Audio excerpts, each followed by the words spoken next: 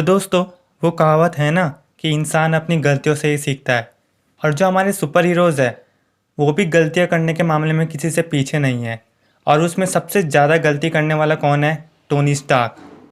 तो दोस्तों, इस वीडियो में मैं आपको टोनी स्टार्क की ऐसी 10 गलतियों के बारे में बताऊंगा जिनसे सीख लेकर वो और भी ज़्यादा स्ट्रॉन्ग बन चुका है।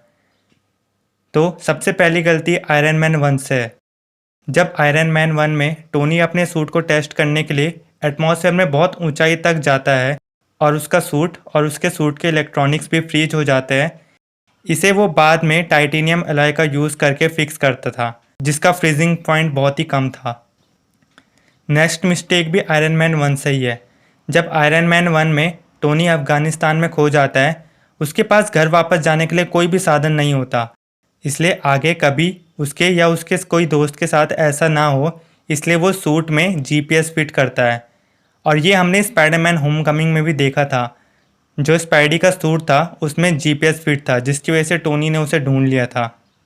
आयरन मैन 2 में जब टोनी पर हमला होता है तो उसके पास लड़ने के लिए कोई सूट नहीं होता, उसे अपने सूट के लिए बहुत वेट करना पड़ता है। इसलिए टोनी मार्क 7 आर्मर में एक रिमोट सिस्टम लगाता है, जिससे वो अपने सूट को कहीं से भी बुला सकता था। और इन्फिनिटी वॉर में वो अपने सूट को नैनो पार्टिकल्स में बदलकर अपने आर्क रिएक्टर में फिट कर देता था, जिसकी वजह से वो एक चलता फिरता सूट बन जाता था। दोस्तों, जब टोनी को ये लगा कि उसके ब्लास्टर्स के ब्लास्ट बहुत वीक पड़ रहे हैं, तो इसे सुधारते हुए उसने अपने सूट में कई सारे एक्स्ट्रा ब्लास्टर लगाए थे, जो सूट से बाहर निकलकर ब्लास्ट करते थे। और ये हमने Avengers infinity war and end game में भी देखे था।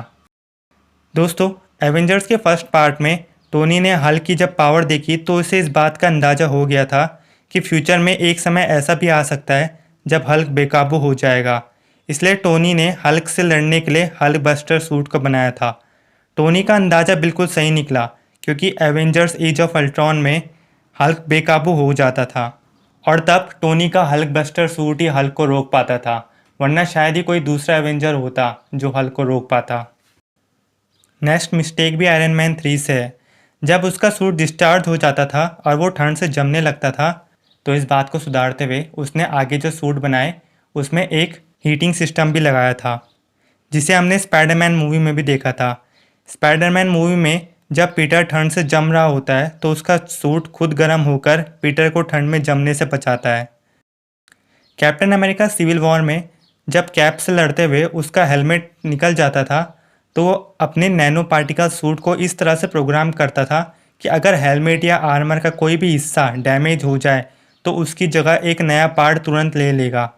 और ये हमने एवेंजर्स इन्फिनिटी वॉर में देखा जब टोनी थैनोस से लड़ रहा था।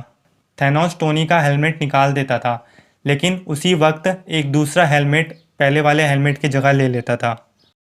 अगली mistake Captain America civil war से ही है। जब विजन के अटैक से रोडी कई सौ फीट की ऊंचाई से गिरता है और लगभग मरते मरते बचता है, तो फ्यूचर में ऐसे हादसे से बचने के लिए वो सूट में एक इमरजेंसी पैराशूट सिस्टम लगाता है, जिसे हमने एवेंजर्स इन्फिनिटी वॉर में देखा स्पाइडरमैन के सूट में।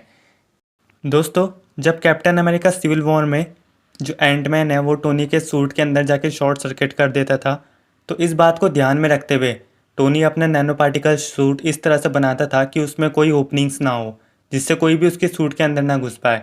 और साथ ही साथ उसका जो सूट है उसमें वाइब्रेनियम का भी यूज़ हुआ था। इसका मतलब जो उसके सूट के पार्टिकल्स होते हैं वो कॉन्स्टेंटली वाइब्रेटिंग मोशन में होते हैं, जिसकी वजह से एंटमैन का भी उसके अंदर जाना बहुत मुश्किल था। अब दोस्तों, ये जो लास्ट वाला है ये सबसे ज़्यादा औसम है। जब एवेंजर्स इन्फिनिटी वॉर में सारे एवेंजर्स थैनोस के हाथ से इन्फिनिटी गॉन्टलेट निकालने में फेल हो गए थे, तो इस बात का ध्यान रखते हुए टोनी अपने सूट को इस तरह से प्रोग्राम करता है कि वो गॉन्टलेट से इन्फिनिटी स्टोन्स को एब्जॉर्ब कर सके।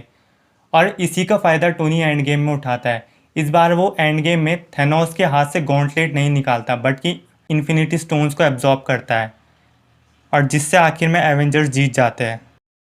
तो दोस्तों, अगर आपको ये वीडियो पसंद आई हो तो लाइक एंड शेयर ज़रूर करना। अगर चैनल पे नए हो तो प्लीज़ सब्सक्राइब भी कर देना।